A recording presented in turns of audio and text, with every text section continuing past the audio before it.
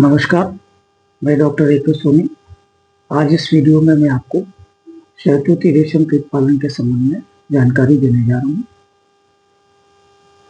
ये जानकारी unemployed youth जो सिल्क को इंडस्ट्रीज के रूप में, रोजगार के रूप में अपनाना चाहते हैं, उनके लिए मैं और अतिरिक्त जानकारी भी दूंगा।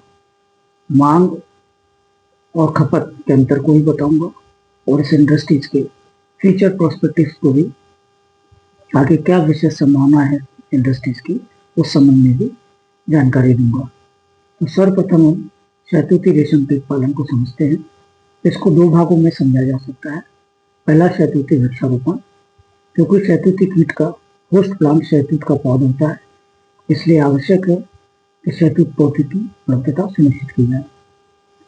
शहतूत वृक्षारोपण के लिए प्रचलित प्रजातियां कनवा 2 और S146 की पौध रेशम विभाग की नर्सरी अथवा वन विभाग की नर्सरी से प्राप्त की जा सकती है।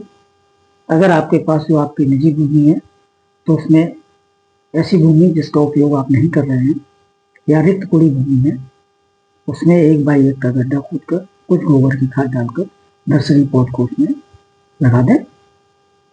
ये पौध खेत के मुंडेरों को भी लगाई जा सकती है और रेशम कीट पालन का कार्य शुरू किया जा सकता है। 1 एकड़ में लगभग 5000 शहतूत की पौध लगती है, 3x3 के अंतर पर, दूरी पर। मेरा सुझाव है कि शुरुआत में कम से कम पौध लगाई जाए और कम से कम कीट पालन किया जाए। धीरे धीरे वृक्षारोपण और कीट पालन की संख्या को बढ़ाया जाए, जिससे कि आपको एक सुनिश्चित सफलता और जानकारी के साथ मिलती जाए। अब बात करते हैं रेशम कीट की। रेशम कीट के अंडे रेशम केंद्र से अथवा नजदीकी बीजागार से प्राप्त किया जा सकते हैं। कुछ निजी बीजागार भी शहतूत के अंडे उपलब्ध कराते हैं। रेशम अंडों को कीटांड कहते हैं। ये DFL के रूप में मिलते हैं। एक मादा द्वारा एक बार में जितने अंडे दिए जाते हैं उसको एक DFL कहते हैं। DFL का मतलब है डिसीज फ्री लेग्स। एक DFL में लगभग 300 से 500 अंडे होते हैं। शुरुआत में 4 से 5 DFL का कीट पालन करें, धीरे धीरे इसको बढ़ाते रहें। रेशम कीट पालन के लिए जो आवश्यक है वो एक कमरा और कुछ कीट पालन उपकरण, जिसमें मुख्यतः ट्रे, स्टैंड, माउंटेड व अन्य चीजें हैं।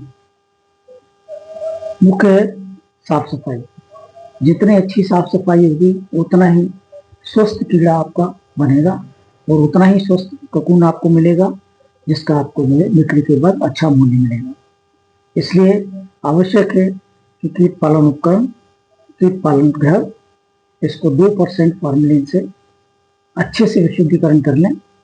ये सुनिश्चित कर लें कि किसी भी प्रकार का कोई कीड़ा, चूहा, छिपकली इसके अंदर प्रवेश ना कर पाए। इसको बिल्कुल एयर टाइट कर दें। कीट पालन के पूर्व इसको खोलें सुबह और उसके बाद इसमें कीट रख करके इसका कीट पालन शुरू किया जाए। अगर आप रेशम केंद्र से DFL प्राप्त करते हैं तो आपको 10 दिन का चाकी किया कीट मिलता है। केवल आपको 20 से 22 दिन तक इसको पालना पड़ता है। ये उस समय द्वितीय स्टेज में होता है। जितना छोटा कीड़ा होगा उतनी छोटी पत्ती होगी। जैसे जैसे कीड़ा बढ़ता जाएगा पत्ती का साइज बढ़ता जाएगा।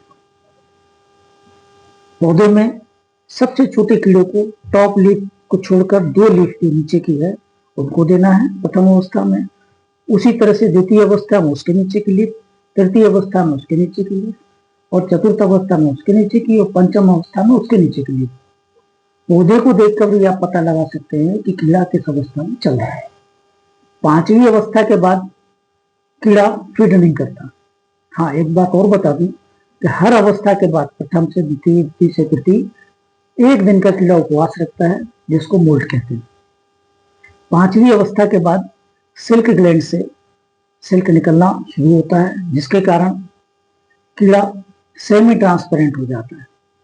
इस अवस्था में इसको यहाँ से निकाल करके माउंटेज में डाल दिया जाता है, जहां 24 से 72 घंटे ये धागा निकालता है अपने शरीर के चारों तरफ लपेटता है और एक ककून के रूप में आ जाता है। यही हमारा फाइनल प्रोडक्ट है। इसको 72 घंटे के बाद इसको निकाल करके बजा के देखते हैं तो मूंगफली के दाने की तरह ये अंदर से खटखट की आवाज के साथ दिखता है। ये ककून ग्रीन ककून कहलाता है। यही बाजार में तौल के हिसाब से बिकता है। यहां मैं आपको बता दूं कि मल्टी वोल्टाइन क्रॉप, मल्टी वोल्टाइन यानी कि ऐसी रेस जिसको साल में 2 से अधिक बार पाला जा सके।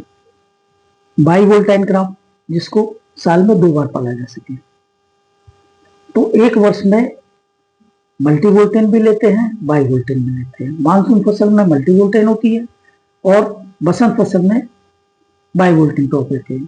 तो मल्टी वोल्टाइन का ककून जिसका औसत वजन 1 ग्राम से कम होता है और वहीं बाई वोल्टाइन का ककून जिसका वजन 1.5 से 2 ग्राम का होता है। वहीं 1 किलो में ये 1000 से 1200 करीब चढ़ते हैं मल्टी वोल्टाइन के ककून, और बाई वोल्टाइन के ककून ये 700 से 800 चढ़ते हैं। ये प्रति किलो के हिसाब से जाते हैं, जो भी बाजार रेट होगा। बाजार रेट के हिसाब से बाई वोल्टाइन का ककून 700 से 800 रुपये पर केजी और मल्टी वोल्टाइन का 400 से 500 रुपये पर केजी के हिसाब से बिकता है। स्पष्ट है कि जितना आप अधिक उत्पादन करेंगे, जितना स्वस्थ ककून बनाएंगे, उतना अधिक आपको आय होगी। आगे इस इंडस्ट्रीज का फ्यूचर क्या है? इस इंडस्ट्रीज में आगे ये कीट पालन है। कीट पालन के बाद इसका धागाकरण भी कर सकते हैं। धागाकरण यूनिट लगा सकते हैं, धागाकरण की मिल लगा सकते हैं।